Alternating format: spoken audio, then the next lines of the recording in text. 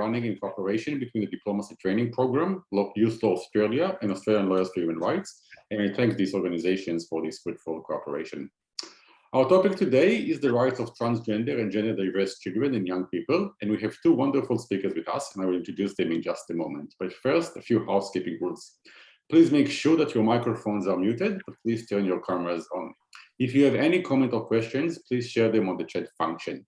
We encourage a lively conversation, but we also ask you to be respectful to the speakers and to the other participants in the comments that you are making. After the two talks, we will have time for Q&A. At the chat function, we will also share some links to resources that will be mentioned today. We will share all of those links and a link to today's recording later in an email that will be circulated to everyone who registered to this webinar. The session is recorded and will be made available on social media. The issue today is of transgender rights, and more specifically, the rights of transgender children, which has been on the news recently. Just this week, parents and former students of City Point Christian College in Queensland have filed a series of discrimination complaints with the Human Rights Commission in Queensland relating to the school's appalling policy, where parents had to sign a statement implying that transgender students would only be recognized by their biological sex, and where homosexual acts were described as immoral and offensive to God. In last week of election in Australia, they saw a vocal anti-trans candidate running for a seat at for the federal parliament, and she was backed up by the then Prime Minister. Participation of transgender players at sports is an issue on the news these days as well, and the previous moral outcry was about the question of which bathroom will transgender students will use in schools. In the US, we see a wave of anti-trans bills being proposed and adopted almost every week in the last couple of years. A few recent examples include, for example, Arizona, where a new law bans transgender girls from playing on girls' sports teams in public and private schools, and that was adopted just the other week. The same law has been recently adopted in for example, Indiana and Iowa. At least half a dozen other states have already adopted similar bills concerning transgender participations in sports. In Florida, the new Don't Say Gay law bans any classroom conversation about sexual orientation and gender identity for children in kindergarten through third grade, and says that all teachers for grades 4 through 12 must be age appropriate, wording that is not defined in the bill. More so, the law allows parents to sue school districts they believe to be in violation of these laws. In Arizona, mentioned before, a new law bans physicians from performing irreversible gender reassignment surgeries on minors, while in Alabama, the law makes it a felony for parents and healthcare professionals to provide transition-related medical care to minors, with a penalty of up to 10 years in prison for those who participate in these proceedings. And we'll hear about more about Australia's approach to these proceedings in today's webinar. The UN Convention on the Rights of the Child provides a framework to recognize and protect the rights of transgender children, but it is questionable how useful or adequate the convention is. Some of the relevant rights that are mentioned in the convention are the right to an identity under Article 8, but also we can think about the relevancy of the right to health and the four guiding principles of the convention, especially the right to non-discrimination protected in Article 2 and children's unique right to development under Article 6.2. Today, as mentioned, we have two excellent speakers that will talk about some aspects of transgender children's life. The first speaker is going to be Dr. Georgina Dimopoulos, who is a lecturer at Swinburne Law School and member of our Child Rights Project. Georgina is experienced in legal and policy evaluation and doctrinal, qualitative, and empirical research in the areas of family law, child rights, privacy, and family violence. And she will talk about the legal regulation of transition treatments for transgender children in Australia under the family court system. Our second speaker is Theodore Boltman. They are 16-year-old transgender, non-binary writers, activists, performers, and high school students. Theo is passionate about transgender activism with their writing and their trans and Jewish identities published in The Age. Their other passions include climate change, the E-level literature classes, and the Academy Award. They use they, them pronouns. We'll hear first from Georgina, then we'll hear from Theo, and then we'll have a Q&A session. Georgina, please, the floor is yours. Thank you, Noah, for the introduction, and good afternoon to all. Apologies, I have COVID and I'm feeling quite ordinary, so I'll be camera off for this presentation. I begin by acknowledging the Wurundjeri people of the Kulin Nations, from whose land I present to you today, and I pay my respect to their elders past, present and emerging.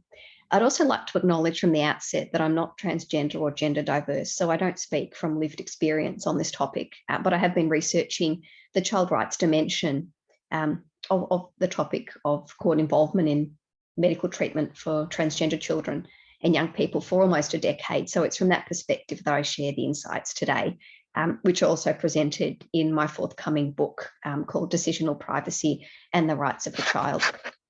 Now, my focus is on the Family Court of Australia's involvement in the medical treatment for children and young people experiencing gender dysphoria. And I'll just share with you my presentation now.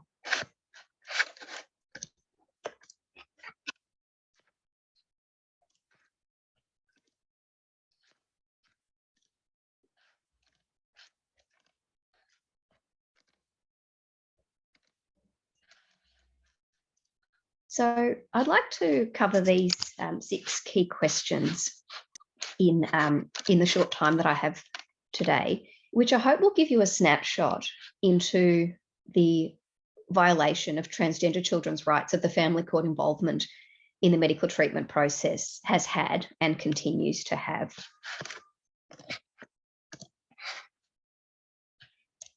So gender dysphoria, to answer the first question, it involves a person experiencing a conflict between their self-perception of being male. Oh, sorry, I think my screen sharing is playing up. Apologies. It involves a person experiencing a conflict between their self-perception of being female or male and their birth sex.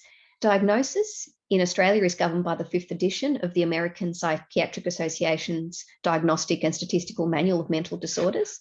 And to be diagnosed with gender dysphoria, a child must experience a marked incongruence between their expressed or experienced gender and their assigned gender based on their birth sex. That persists for at least 6 months and causes clinically significant distress or impairment in social, school, or other important areas of functioning. In Australia, medical treatment is informed by clinical treatment guidelines and standards of care, including the Australian Standards of Care and Treatment Guidelines for Trans and Gender Diverse Children and Adolescents, the World Professional Association for Transgender Health Standards of Care, and the Endocrine Society Clinical Practice Guideline. The accepted medical treatment occurs in 2 stages. The first stage involves the administration of puberty suppressant hormones, known as blockers, and the second stage, which occurs when the young person is about 16 years old, involves the administration of either testosterone or estrogen to facilitate the young person's transition to their affirmed sex. It's important to note that not all individuals who identify as transgender will exhibit gender dysphoria. Now, Noam covered some of this in his introduction, and I just wanted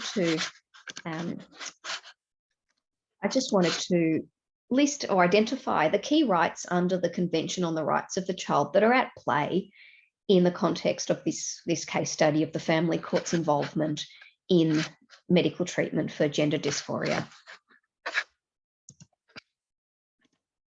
To give you some background to the case law that I'll cover shortly, in Australia, it's generally within the scope of what's known as parental responsibility under the Family Law Act for parents to consent to medical treatment for and on behalf of their child. But there are special medical procedures that fall beyond that responsibility, and they need to be authorised by the family court as part of its welfare jurisdiction.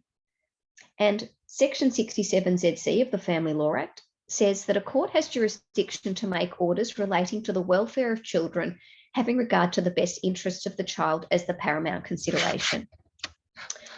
This welfare jurisdiction under Section 67ZC, it originally served to protect children whose interests might otherwise be eroded by the problematic notion of family privacy. But as I'll seek to show now, as this protective and paternalistic jurisdiction has evolved and expanded to capture medical treatment for children experiencing gender dysphoria, it has actually challenged the role of the family court, and it's denied transgender children and young people their rights. There are a few key cases that have defined the Family Court of Australia's involvement in gender dysphoria treatment. The seminal case is Marion's case, and that was decided by the High Court in 1992.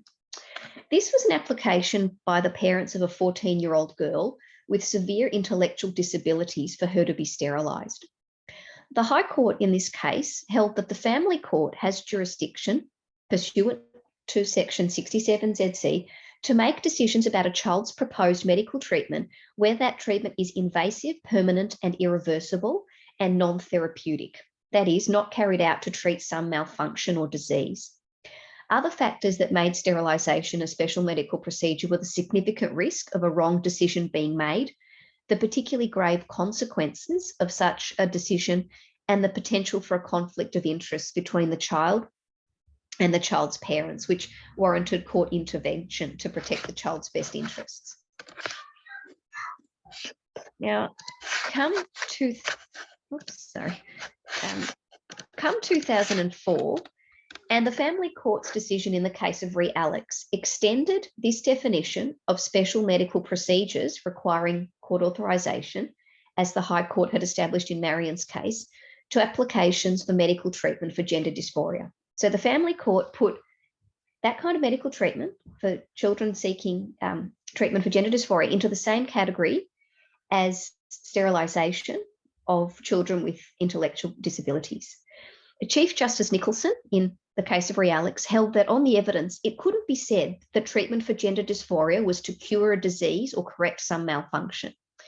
And he also said that there were significant risks involved in, and I quote, embarking on a process that will alter a child or young person who presents as physically of one sex in the direction of the opposite sex, even where the court is not asked to authorise surgery. So the family court in Re Alex was constrained by this precedent set by the High Court in Marion's case. But Chief Justice Nicholson did try to move beyond the confines of what he described as a protective and paternalistic jurisdiction, accepting that in modern thinking about children and young people, the welfare jurisdiction under Section 67ZC must be understood with regard to their rights.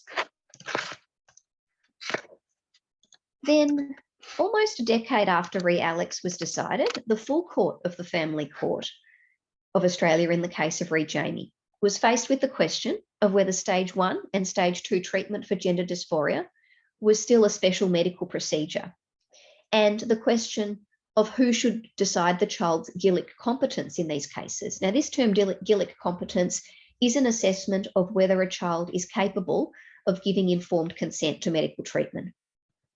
The full court in Re Jamie considered itself bound by the decision in Marion's case, and it held that stage 2, but not stage 1 treatment, so stage 2 is the gender-affirming hormone treatment, held that stage 2 treatment, it required family court authorisation unless the child was Gillick competent. Now, importantly, the full court concluded with some reluctance that the nature of stage 2 treatment did require the family court to determine this question of Gillick competence. It's worth noting here that the full court in Re Jamie did actually engage with children's rights in its judgment, because the Australian Human Rights Commission, who was an intervener in the case, argued that a number of rights under the Convention on the Rights of the Child were engaged by the proceedings. And the Human Rights Commission's submissions drew on some key principles that stem from Articles 5 and 12 of the Convention. Excuse me. In her judgment, Chief Justice Bryant said that it would be contrary to the Convention on the Rights of the Child and to the autonomous decision-making to which a Gillick competent child is entitled to hold that there is a particular class of treatment, namely stage 2 treatment for gender dysphoria, that disentitles autonomous decision-making by the child, whereas no other medical procedure does. And yet, the conclusion that the family court needs to remain involved by determining this question of Gillick competence in relation to stage 2 treatment, it curtailed the rights of transgender children who sought treatment. And this is where we can scratch under the surface of judges' references to children's rights to find that they don't actually impact on the reasoning and outcome of the case. The full court's decision in Re Jamie generated a lot of dissatisfaction. There were calls by family court judges themselves for an urgent need for statutory intervention to undo the consequences of Re Jamie, and also the harm and the stress and the expense that this court authorisation process was imposing on transgender children and their families. But the federal parliament didn't step in. And so the task befell the full court in this case here, the case of Kelvin in 2017.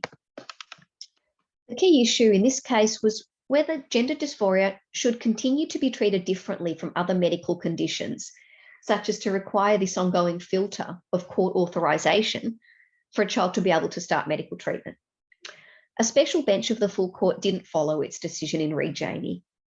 The full court in re Kelvin held that in circumstances where a child consents to stage 2 treatment, the child's treating doctors agree that the child is Gillick competent to give that consent, and the parents don't object to the treatment, then it was no longer mandatory to apply to the family court for a determination of the child's Gillick competence. Now, this case, re Kelvin, has been heralded as a victory for transgender children's rights. And on a superficial reading of the decision, we might say this is a terrific example of the judiciary's activist role in developing the law and in advancing children's rights. But when we apply a children's rights lens to the judgment, I argue that re Kelvin wasn't concerned with the rights of transgender children, young people at all. Rather, it was about the extent to which the family court should encroach on parents' ability and responsibility to make medical treatment decisions for their children on the basis of advances in medical science. So this wasn't a case about trans children's rights. And there's 3 reasons why I submit that that's the case. Firstly, the full court's judgment falls within what John Tobin has labelled an invisible rights approach, the defining feature of which is the failure to identify that the rights of children are relevant to the matter before the court. There is not a single reference to the rights of the child in the full court's judgment, and yet there are 9 references to the rights of parents. The full court in re Kelvin conflated children's rights and best interests with parental rights and responsibilities, and it seemed to conceptualise children as a mere extension of their parents. The second aspect is the central narrative of this judgment.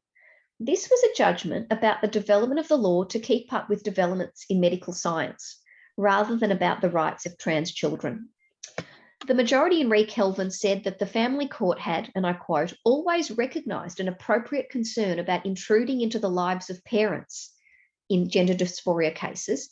And it said that, quote, it would not be heresy to suggest that in relation to stage 2 treatment, re Janey would be decided differently today, that case having been decided at a particular point in time and at a particular stage in the development of legal principle and even more importantly, medical science. Now, given that the full court in re Kelvin removed the family court from the decision-making process from gender dysphoria treatment, which is what many had been advocating for since re Janey, you might ask, well, does it even matter that the full court didn't engage at all with children's rights? You might say that the outcome would have been exactly the same regardless. Now, I say that it does matter for what the full court's approach says about the status and vision of transgender children in society. Trans children, their rights were all but invisible in the full court's judgment, which really perpetuated a conception of their vulnerability, marginalisation and incapacity for rational decision-making. Now, I'm going to address this question, or address this question and the third aspect of the re Kelvin judgment together, which is, can the family court still get involved in gender dysphoria treatment? The answer is yes. Concerningly, the answer is yes. The full court in re Kelvin said that there was no doubt that the family court had the jurisdiction to address questions about the need for court authorisation in circumstances of genuine controversy between the child's parents and treating medical practitioners about whether treatment should be administered. What this has meant in practice is that a number of cases seeking authorisation for gender dysphoria treatment have continued to come before the family court following re Kelvin. Some have involved the issue of Gillick competence in relation to stage 3 treatment, which is surgical intervention. Other cases have involved a dispute between parents or between parents and doctors in relation to diagnosis, Gillick competence, or the treatment itself, and or one parent's refusal to give consent or the inability to obtain one parent's consent. Now, the effect of this statement in re Kelvin, that the court must remain involved in cases involving a genuine dispute or controversy, is that the ability of children with gender dysphoria to access medical treatment is contingent upon their parents and their treating medical practitioners agreeing with each other. And we see this really strongly in a recent case. This is the case of Reimogen, where the family court concluded that gillic competence is not determinative if parents don't agree about diagnosis or treatment. So just take a moment to think about that. A finding that a young person with gender dysphoria is competent to consent to their medical treatment is not determinative if that young person's parents disagree with the diagnosis or treatment. Now, from a child rights perspective, this conclusion conveys such skepticism about transgender young people's evolving capacities, and it, I argue, unjustifiably denies gillic competent young people the ability to exercise decision-making autonomy in relation to their own bodies and identities. Which leads to my final question, which is what can and should be done to better protect the rights of children experiencing gender dysphoria who seek medical treatment. Now, the legislature, the lawmakers to date, haven't done anything, despite calls from family court judges themselves and the brilliant activism of transgender children and young people. Now, perhaps with the recent change of government at the federal level, we might have cause for greater optimism. I would argue that there remains an urgent need to protect the various rights of children experiencing gender dysphoria who seek medical treatment, their rights to identity, to healthcare, to express their views and be heard. And I would argue most importantly, their right to make decisions about their own bodies and identities consistent with their evolving capacities and with the support and guidance of their parents and treating medical practitioners. There might be scope for an alternative dispute resolution mechanism to resolve disputes where they do arise in this context, but I would say there certainly isn't a role for the family court in the medical treatment process. And I'd welcome your thoughts in our discussion time. Thank you. Georgina, thank you very much for this review of what the law stands at the moment with respect to gender dysphoria treatment and the role that the court plays or should play with this regard. Without further ado, I will move to our next speaker, Theodore Boltman. The floor is yours. Thank you so much for having me. I'll just wait a minute while the presentation comes up.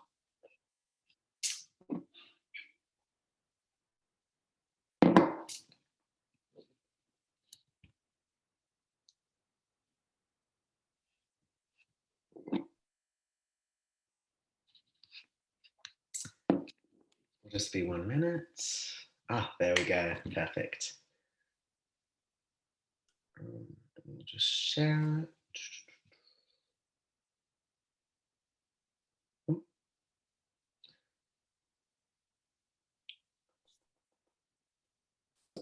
We can see it just not in presentation mode. Yeah, I'll just wait a minute.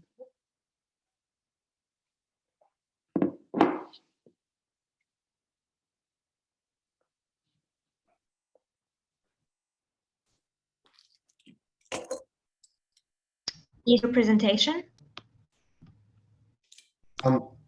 Sorry, it's just in presentation mode, please.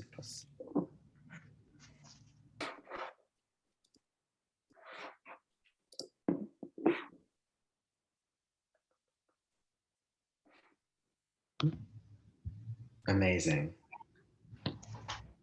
Perfect, here we go. Thank you so much for having me. I'd like to begin by acknowledging the traditional custodians of the land I'm speaking from, the Bunurong tribe of the Kulin Nations, and I want to pay my respects to elders past and present. As said before, my name is Theo Boltman. I'm 16 years old and I go to a Jewish day school in Melbourne called the King David School.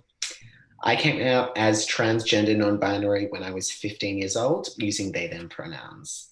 Next slide, please. So it turns out I've never made a slideshow presentation for something so professional, because usually it's just for like school orals. So I felt quite lost in what to include. Then I realized I'm a young person, so I'll just play it off as me being cool and funny. So these are the photos I've chosen to include as like a summary of me. So next slide, please. So as you can see, I was an adorable child. I was confident. I loved dress ups, especially skirts and dresses.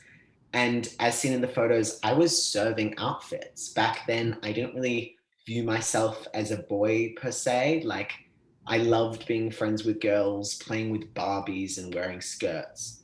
And I despised when we were split into boys and girls for kindergarten games.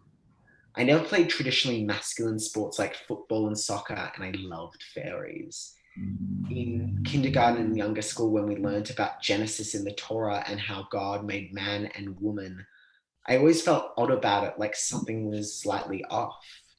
Next slide, please. So as you can see, the looks I served in kindergarten were more restrained. Like I was like, when I go to school, like I'm not gonna go wild, but I do love those little jean shorts and I'd love to know where I can find them in my closet. Next slide. However, on one fateful day in 2010, when I was 4 years old in kindergarten, I wore these blue bedazzled bracelets. I thought I looked cute. I felt confident. I loved the way they jangled on my wrists. However, in my moment of pride, these euphoric feelings were snatched away from me by my classmates and teachers. I was ridiculed, laughed at, criticized, and even told by a teacher that I should definitely take those off. From that day on, I finally began to understand the monstrosity that is the gender binary.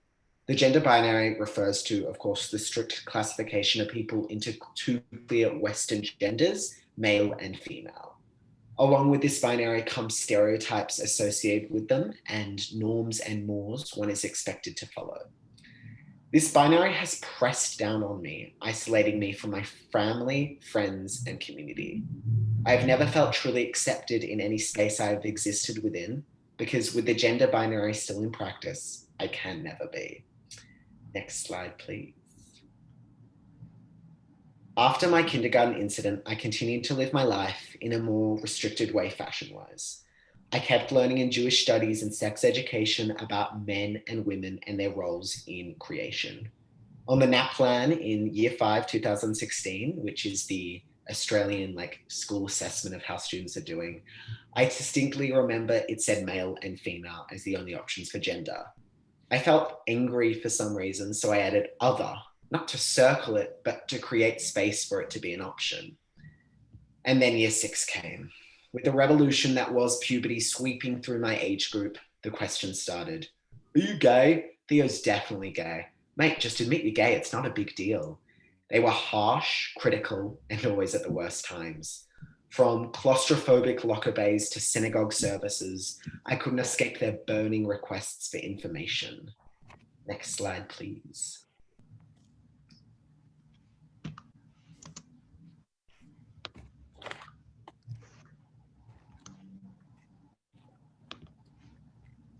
There we go. This pressure of coming out as gay and the secrets of the gender binary amalgamated on my bar mitzvah day, the 6th of October, 2018. I felt awful. I mean, don't get me wrong, I loved the attention and specifically requested the synagogue chairs be rearranged to form an arena spectacular around me in the bimah. But I felt so isolated. The entire day was about me becoming a man. The age of innocence was slipping through my fingers. Up until that point, I was a child. I was a boy, but still a child. No one could call me a man or a guy yet, because at least in a Jewish sense, I wasn't. But on that day, I was forced to walk down a narrowing hallway that led to one thing and one thing only: manhood. Next slide, please. After I read from the sacred Torah, my dad recited this prayer, as seen below. The translation means, "Blessed be he who has released me from being punishable for this boy, now a man." On what was meant to be the most important day of my Jewish life, I had never felt so disconnected from my Jewish identity. I then recited my speech, or drosh, a queer reading of the Torah that alleged that Adam, from Adam and Eve, was actually non-binary, leading to widespread confusion. Next slide, please. The questions and confusion around my sexuality continued throughout my early teenagehood until I came out as gay on a public Instagram story to the song Thank You Next by Ariana Grande at the ripe age of 13, seen below. Then everything went quiet all of a sudden. The questions stopped coming, everything went silent, and I felt happy and content. But over the coming months from the ages of 13 to 14, I felt something was off. I knew I was missing a piece to the puzzle, but I just couldn't figure it out. Next slide, please. It was around this time of gender confusion when I was 14 that I was introduced to the Religious Discrimination Bill. The bill in question proposed that religious schools had the authority to punish and expel kids for their sexuality and/or gender expression based on the fact that it didn't align with their religious beliefs. Speaking on a panel at the Progress Conference 2019 about it, I felt so angry, but was sure that it would never actually come to fruition. After my 15th birthday in the late 2020s, early 2021s, I started to feel out of control of my body. I would have severe breakdowns. I felt so angry at my body and nothing seemed to make sense. Then in March, I was Snapchatting a non-binary friend, just chatting about their experience, and suddenly everything clicked. I didn't hate my genitals because I was a teenager. I didn't want to be split with boys for sport and sex education just because I didn't have any male friends at the time. And I didn't like being called boy and man just because of their connotations with the awful behavior of certain men. It's because I wasn't a man at all. Next slide, please. My life continued, now using they, them pronouns. I had so much clarity. My family, friends, and community were mostly accepting. I had and still continue to have difficult conversations with people in my life trying to get them to understand me. And despite serious mental health issues and several intense periods of depression and gender dysphoria, as mentioned before, I felt such a sense of relief. My Jewish identity found difficulty in catching up as quickly with my coming out as transgender.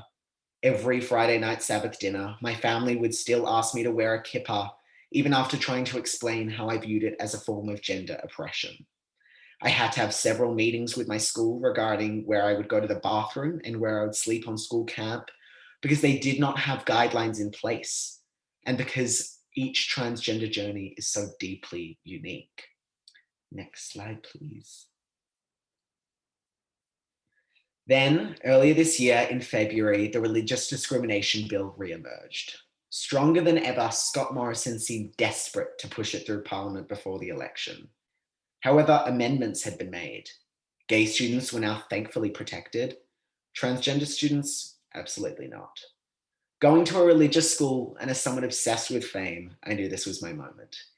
In a night of frustration, I wrote a letter to Scott Morrison, choosing to send it to The Age.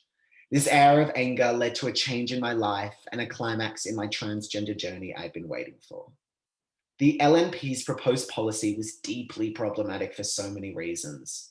Not only was it blatantly transphobic, I saw that it would discourage transgender religiously identifying children from coming out.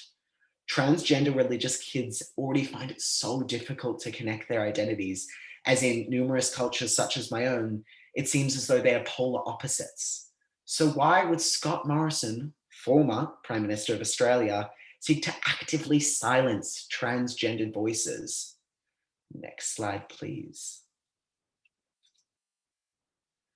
The United Nations Convention's Right of a Child, ratified by Australia in December 1990, states in Article 28 that children have the right to an education. Article 31 states that children have the right to relax, play, and to join in a wide range of leisure activities. And Article 32 states that governments should protect children. Scott Morrison, and furthermore the LNP, broke every one of these articles in their attempts to shove the Religious Discrimination Bill into law. He was denying my right to an education, the right to relax and play due to the stress and worry of expulsion from school, and he was in no way protecting me. Now Scott Morrison is out of power, and I feel safer.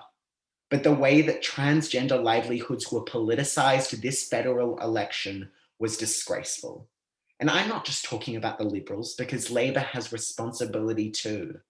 Next slide, please. Our new Prime Minister, Anthony Albanese's comments in the Daily Telegraph in March claiming that men can't have babies were not only embarrassing, but also invalidates hundreds of transgender Australian men who can literally have babies. His insinuation that transgender men are not real men is revolting. This interview took place only weeks after he marched in Sydney's Mardi Gras. Next slide, please. But moving on from politics, there is so much beauty in transitioning. It took me so long to understand how I could experience gender euphoria. In the media, transgender people are defined by our struggles with mental health issues like gender dysphoria, but the love I feel sometimes is the opposite. On my formal night, as seen, on the 7th of April earlier this year, I had my nails done. I was wearing a beautiful silk dress, stilettos, and pearl makeup. I felt so incredibly proud of and comfortable in my body. Transgender children need to be protected. Not only should they have the opportunity to come out, but they should be given the space to feel the gender euphoria that I do. And that is not just personal choices, but it is politics and policies and how the media chooses to portray transgender youth. Next slide, please. Thank you for having me and thank you for your time. If you'd like to contact me, you can use the options here. Thank you so much. Thank you very much, Theo, for this wonderful presentation and for sharing with us your personal journey and feelings and thoughts about what's going on today in your life and in politics and in law. I welcome everyone who has questions or comments to put them on the chat. Remind you, if you can, please be respectful to the audience and to our presenters. And while you're thinking about your questions, people in the audience, I will start with one question, Theo. You've mentioned a number of rights that the UN Convention on the Rights of the Child guarantees to you and for other kids. Georgina, in her presentation, mentioned other rights as well. In this series of webinars, we're trying to talk and to tease out the relevancy of the UN Convention on the Rights of the Child to contemporary practices and policies in Australia and other places, and mainly to the real living experiences of children. And I was wondering, what does rights in general, or the Convention on the Rights of the Child in particular, means for you? Why do you think that it is a point of reference for you? What can it guarantee, or what change can it make in your life? Yeah, so actually the rights of a child have been in my life for a long time because I was in a theatre show about Nauru and the offshore detention centres that the government was running, and we used the rights of a child as a basis to show how the Australian government was abusing these refugee children. So I've been aware of these policies for a long time, but I think there's such an excellent portrayal of what an ideal society for children can look like. And what's kind of beautiful about the rights is it in no way genders children. It doesn't refer to them as male or female. And I think there's so much beauty in it. I think if every government utilized them, not only would we have such an opportunity and space for children to thrive, but they'd grow into adults that are contributing to such a beautiful society. Thank you for that. Thinking about your life and the laws and policies that governs you, besides the religious discrimination bill that was rejected, what sort of policies that governs your life today in school or in other domains of your life do you consider to be violations of your rights? That's really interesting. I definitely the fact that Australia still doesn't allow men or people who have had sex in the last 12 months to donate blood, that is deeply outdated and problematic. And so many other countries have thrown away that law that it seems ridiculous that it's still in place. Other laws are, of course, the Sex Discrimination Act, which has multiple issues. I'm not that knowledgeable of it personally, but I am aware of its transphobic connotations.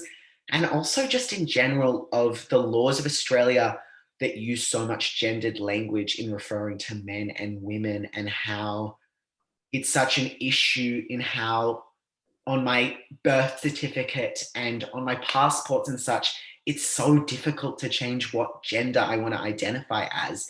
And that shouldn't be such an issue. For example, this is a government policy, but I was at an airport recently, and knowing that they would put male and Mr. on my ticket, I asked the flight attendant who was putting in the ticket information to change it to MX and X. And they yelled at me and refused and said it wasn't an option. And then when I spoke to another flight attendant when I was returning from a trip, they said that that is absolutely allowed and they don't know why that flight attendant would make that up. There are clearly issues within society that are rooting against transgender people and transgender children, and we need to solve those issues. It's not okay that we're treated like this. I shouldn't have to go on a school trip and be debating my rights with a flight attendant. Thank you for that. And yeah, if I can say, you're absolutely right. Georgina, if I can put the spotlight at you while we are waiting for the audience to come up with their own questions or comments, if someone have them. At your presentation, you mentioned that the approach that the family court has taken wasn't the child rights approach one way or the other. It's mainly centered around parental rights. But I was wondering, what if you draw a distinction between gender dysphoria treatment and other forms of treatment, where in cases of disputes between parents and their children, the matter is inevitably coming before the court, even if the kid is deemed to be legally competent by their physicians. But where there is a dispute, a court will have to strike to make a decision between the conflict that the parents have with their children. So why the case here is different? Yeah, that's a great question. Thanks, Noam. And Theo, your presentation was terrific, I should say as well. So with into the sorry, perhaps it's COVID brain fog, apologies. The answer to your question in terms of the family court's involvement in disputes between parents and their children, the reason I believe that they shouldn't be, that the family court isn't the appropriate forum is based on research into the experiences of transgender children and their families who have gone through the court process, where it was a very distressing experience for them, costly, stressful, and for a lot it was effectively a rubber stamp process. Now, where there is conflict between parents and their children, the trouble with the recent Reimagine decision is that the child's decision can be effectively, or choice can be effectively vetoed where a parent disagrees, and that provides scope for unsupportive parents to interfere in their child's treatment, which clearly is harmful. And I've written about this as an alternative to the family court. There could be a more appropriate dispute resolution forum that involves medical practitioners, but still provides both the child and their parents an avenue, or their unsupportive parent, an avenue to voice their concerns, but as the overarching principle supports the child's right and supports the child's evolving decision-making autonomy. So taking a relational approach to the child's autonomy and appreciating that children require the support of their parents to effectively exercise their rights. My view is that the family court isn't the appropriate forum for that, acknowledging that, as you said, disputes between parents and their children arise and do need to be resolved. In this instance, I think there's other ways of doing it and better ways of doing it. Thank you for that. And I think it also answers the question that Natalie has posted, minus the political, the angle about the political possibility that this change will occur. Theo, there is a question from the chat coming from Andy Kadolfos, my colleague from Ministry of Law and Justice. They are asking, given that you have mentioned politics, what are the priorities for you for advancing trans rights, especially trans children's rights, for the next government? Yes, I think there is a lot the government needs to do. And I think that starts in investing because, for instance, there is the Royal Children's transgender, gender diverse wing. And I have now waited over almost a year and a half on the wait list to get an appointment, not to actually be in an appointment, for a wait list for an appointment. They need to invest more money into gender diverse healthcare because we need it. And transgender children can't keep waiting.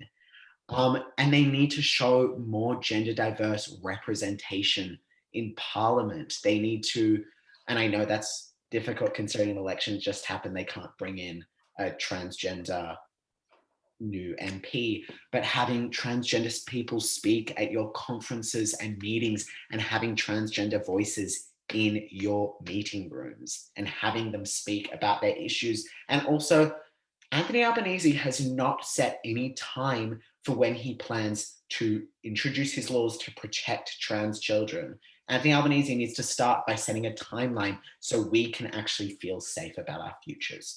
I might just, while I'm here, jump to that question from Pia Gonzalez. What do you think would be the most effective way to shift in biases and prejudice that exist in society against transgender individuals? I think that comes, number one, how you raise your children. And that's not just on parents, that's on teachers and schools too. Removing gender, and I'm not saying I'm not expecting you to call your children by they, them, and non-binary. What I'm asking is, you don't restrict them to the gender norms. If your boy wants to wear a skirt and do ballet like I did, they are welcome to. And in schools, do not split kids by boys and girls for everything. I know that bathrooms are a complicated issue, but you can actually have various bathrooms that are just gender diverse and hope and expect kids show respect, because they do. If you tell kids that if a girl goes into a boy's bathroom or a boy goes into a girl's bathroom, then they're going to show disrespect, then they will. But if you never tell them that, then they won't. It's about how you raise your children. And that is about removing the gender binary from that and allowing space to explore themselves. Thank you. Thank you for that. And Pia has another question, this time for Georgina.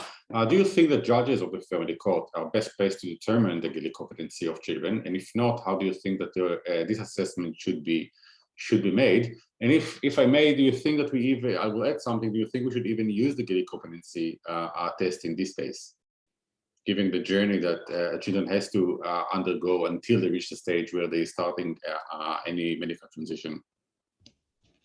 Yeah, thanks, Noma. Thanks, Pia, for your question. Well, that was what the full court decided in 2017, that the family court didn't need to be involved in that assessment of Gillick competence in this case. And I would agree, and the court found that that should be an assessment for the child's treating medical practitioners. The question of whether Gillick competence is an appropriate test in these cases is probably a more challenging one. That the Gillick competence test itself says if a child is of sufficient maturity and understanding in relation to a matter, or a sufficient understanding and intelligence to enable them to understand fully what is imposed in relation to the treatment, whether that's appropriate in these circumstances.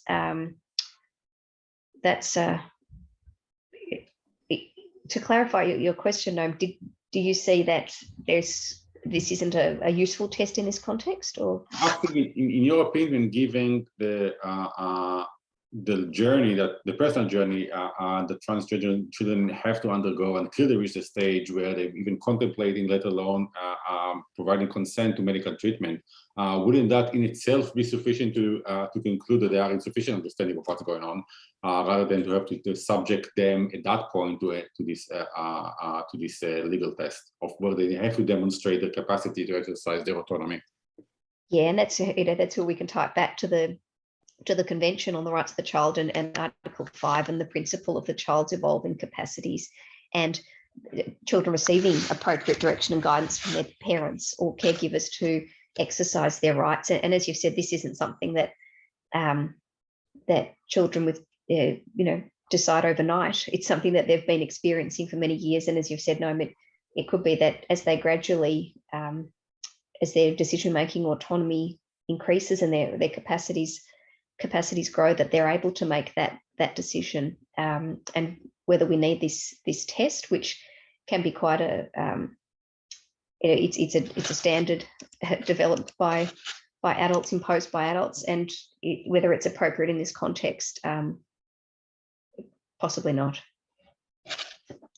Thank you very much for that. Theo, if I can ask you a question along these lines, what do you think about the medicalization and the legalization of these processes? Well, I'm actually not too familiar with them because as a non-binary person, as someone who is starting to become comfortable in their bodies, I'm not really looking into hormone blockers or testosterone or surgeries currently, or estrogen. However, it shouldn't be so difficult. As someone with transgender friends who have been through this experience, it's rigorous, and the doctors are treating it like an investigation, as if you've committed a crime. We need to make it easier for transgender children because we're children and we're just trying to seek help. So as someone who's not too knowledgeable in it, all I know is we need to make the processes easier. Easier and for sure child friendly and not as invasive and intimidating as they are today. Coming back to the convention, sorry. Georgina, do you think we can create a legal test whereby in cases of conflict between children and their the medical professions who sees them rather than their parents, it will be will be able to avert court involvement in these processes, which is slightly different than the cases that you described so far, but ended up before the court. So this would be a conflict between the child and the treating medical practitioner. I think so. I think there could be an alternative dispute resolution forum that that's clearly beyond the family court. Now, in practical terms, it might include secondary consultation with, and I've written about this and proposed, an independent multidisciplinary specialist panel that, I mean, I've written about in the context of children and their parents, how common these disputes are between between children and doctors, in terms of a doctor not assessing a child as being competent to consent to treatment. In practice, I don't know. But sorry, no, would you mind repeating the question? Okay, I won't put you in the spot any longer. I think COVID is out this afternoon, and we are coming to an end anyway. Thinking about all these issues that came up in our discussion today, and thinking about from the framework of the UN Convention on the Rights of the Child, something that I alluded to in my opening remarks, the convention might not be the perfect instruments to protect all the relevant rights and the living experiences of transgender and more broadly of LGBTQI children. The convention created in the 1980s doesn't mention gender. For example, in Article 2 that speaks about the right to non-discrimination. Other elements of that I've mentioned today by Theo and by Georgina are not covered by the convention. Our colleague Paula Gerber and Aaron Timoshenko have published a paper last week looking at the jurisprudence of the UN Committee on the Rights of the Child for the last 30 years, asking to what extent does the committee utilizes the convention in protecting the rights of LGBTQI children. I invite you to read this paper published in the Human Rights Law Review, but to summarize a long and wonderful piece in one sentence, the committee doesn't do a really good job.